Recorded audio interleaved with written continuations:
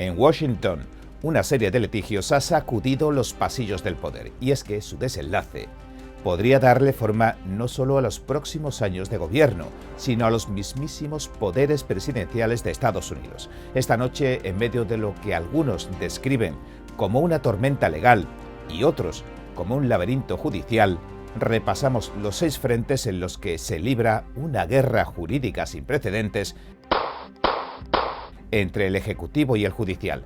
Son casos que van desde los nuevos aranceles internacionales hasta la federalización de la Guardia Nacional, desde las deportaciones aceleradas hasta las políticas de identidad de género, pasando por la suspensión de miles de millones en subvenciones federales.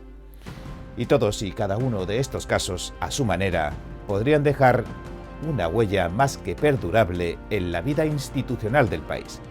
Bien, y ahora entremos en materia. Aranceles y poder económico. El alcance de la IEEPA. En la cúspide del sistema judicial, los magistrados estudian uno de los temas más delicados del año: la validez de los aranceles que ha impuesto el presidente Trump. Los impuso apoyándose en la Ley de Poderes Económicos de Emergencia Internacional, la IEEPA, una ley de 1977 que solo se había usado para imponer sanciones, nunca aranceles.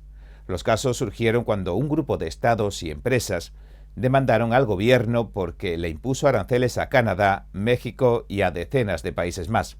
En resumen, dicen que la ley no le concede al presidente la facultad de crear tantos aranceles como crea convenientes. Un tribunal federal de Washington dictaminó en mayo que la IEEPA no autoriza ese tipo de medidas. El Tribunal de Comercio Internacional añadió que los aranceles no guardaban suficiente relación con la lucha contra el narcotráfico, el pretexto de la administración para grabárselos a sus vecinos del norte y del sur. Hace poco, algunos magistrados de la Corte Suprema, donde se delibera el caso, expresaron dudas sobre si el Congreso le había delegado semejante poder al Ejecutivo. El juez Neil Gorsuch advirtió que delegar algo así podría convertirse en un mecanismo de una sola vía. En otras palabras, que el poder presidencial podría seguir aumentando y aumentando. Otros magistrados como Amy Coney Barrett y Brett Kavanaugh cuestionaron que si bajo la ley se pudo imponer un embargo completo, no se pudiera imponer ahora aranceles parciales. Y ahora la Corte más alta del país deberá decidir no solo si las aranceles son ilegales, sino si la propia ley viola la separación de poderes. La decisión queda pendiente, y el eco que dejará será profundo. 2. La Guardia Nacional y la interpretación del poder militar interno. En varias ciudades, Chicago, Los Ángeles, Portland y el propio Distrito de Columbia, los tribunales analizan si el presidente puede federalizar y desplegar la Guardia Nacional en tiempos de alta criminalidad. Trump invocó el artículo 124.06 del título 10 que permite llamar a la Guardia cuando, cito, no sea posible ejecutar las leyes con las fuerzas regulares, o bien exista rebelión o peligro de que la haya. Los gobiernos locales entonces respondieron con demandas. En Washington, D.C., la jueza Gia Cobb determinó el 20 de noviembre que el presidente solo puede desplegar tropas para situaciones concretas y específicas, y no por criterios amplios. Así que bloqueó temporalmente la operación. Algunos jueces de Oregón e Illinois también suspendieron los despliegues, mientras que una corte de California invocó la ley Posse Comitatus. Esta prohíbe usar tropas federales en funciones policiales directas.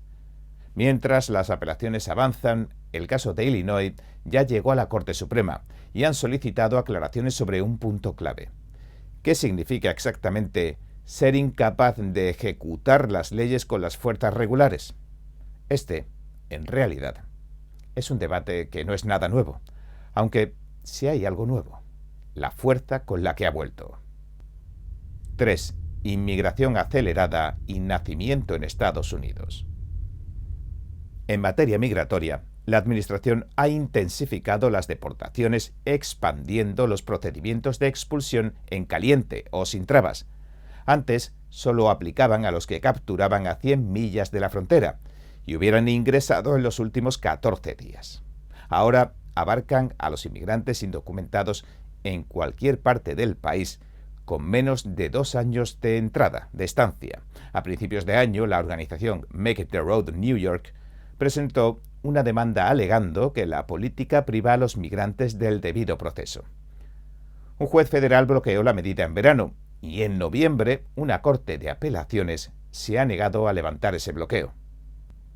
Así están las cosas por ahora. Otro caso relevante es el fin de la ciudadanía por nacimiento para hijos de inmigrantes ilegales, que se anunció por orden ejecutiva en enero. Las numerosas demandas se han fundido bajo el caso Trump contra Casa. Sin pronunciarse sobre el fondo, la Corte Suprema sostuvo que las medidas cautelares nacionales que estaban imponiendo los tribunales inferiores suelen ser un abuso de poder, así que sugirió limitar su empleo. Pero la política, el decreto presidencial, sin embargo, continúa judicialmente paralizado. 4. El Alien Enemies Act y las deportaciones relámpago. En marzo, el gobierno se valió de la Ley de Enemigos Extranjeros de 1798 para deportar rápidamente a presuntos criminales y a miembros de la pandilla venezolana Tren de Aragua tras declararlos una organización terrorista, pero las demandas que se interpusieron en abril han logrado frenar temporalmente el plan.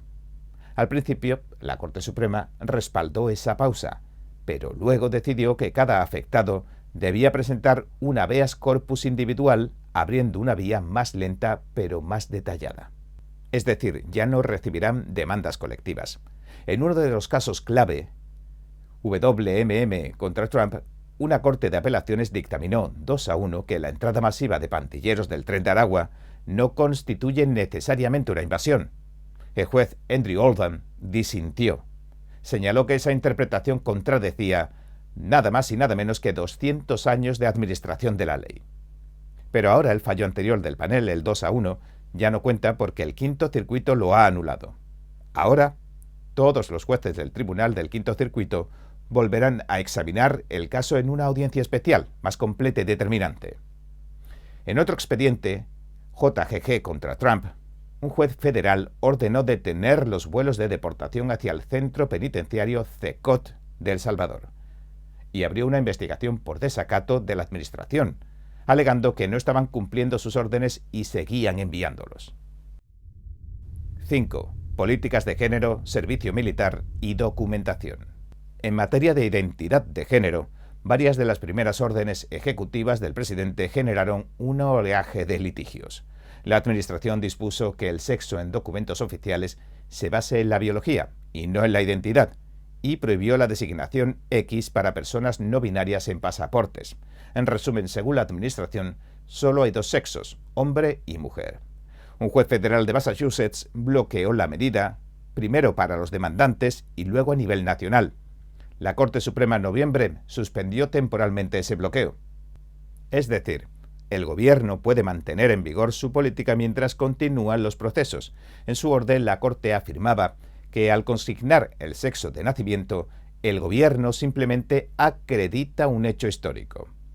También un tribunal detuvo la orden que impedía a las personas transgénero servir en las Fuerzas Armadas, pero la Corte Suprema la reactivó después de una apelación. El caso ahora se encuentra en el 9º circuito.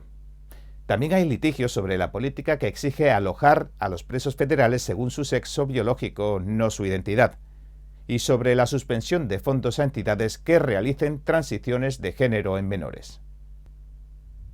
6. Subvenciones federales y el poder de la cartera pública. El último frente es económico-administrativo. La revocación o congelación de cientos de subvenciones y contratos federales, desde programas artísticos hasta proyectos de DEI y fondos educativos. Los demandantes aseguran que el presidente estaría ejerciendo un poder que corresponde al Congreso y que las agencias no siguieron los procedimientos adecuados para recortar fondos, programas y subvenciones. La administración citó la ley Tucker, que otorga jurisdicción al Tribunal de Reclamaciones Federales para disputas contractuales. Entonces, varios jueces de instancia rechazaron este argumento, pero en abril, la Corte Suprema permitió que el gobierno congelara los fondos del Departamento de Educación, consideró que posiblemente va a ganar también la disputa jurisdiccional. Después de ese precedente, la Corte revirtió otras tantas decisiones desfavorables al Ejecutivo en un conjunto de decisiones rápidas de emergencia. No obstante, hubo una excepción. La Corte permitió que se pagaran miles de millones en ayuda exterior que había ordenado un juez. Pero cuando ese mismo tribunal ordenó otros 10.500 millones en septiembre, la Corte volvió a pausar la medida. Aquí hay que decir que solo se han visto decisiones preliminares, no finales, pero que también indican una tendencia. La Corte parece dispuesta a intervenir y moldear los límites del poder financiero presidencial. El futuro de Estados Unidos en juego. Y así, mientras el país sigue su marcha entre debates políticos, economías cambiantes y tensiones sociales, estas contiendas jurídicas se abren paso con la lentitud, la paciencia y la meticulosidad de las leyes y los procesos.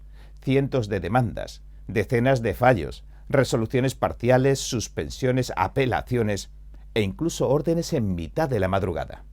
A veces discretas, otras ruidosas, estas decisiones delinearán qué puede y qué no puede hacer un presidente, cómo se interpreta el poder en tiempos de crisis, qué papel juegan los estados, hasta dónde deben llegar las agencias federales, qué derechos acompañan a quienes pisan suelo estadounidense y qué grado de flexibilidad tiene el gobierno para actuar frente a emergencias, amenazas o simples cambios de dirección política.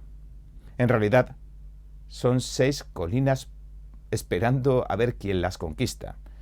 Y como dijo una vez un gran periodista, para conocer la verdad hay que escuchar ambos lados de la historia. Y por eso seguimos aquí. Bien, este ha sido nuestro informe de hoy. Si le gustó, por favor, no olvide darle a me gusta, suscribirse y compartirlo. Gracias por ver En Primera Plana. Nos vemos mañana.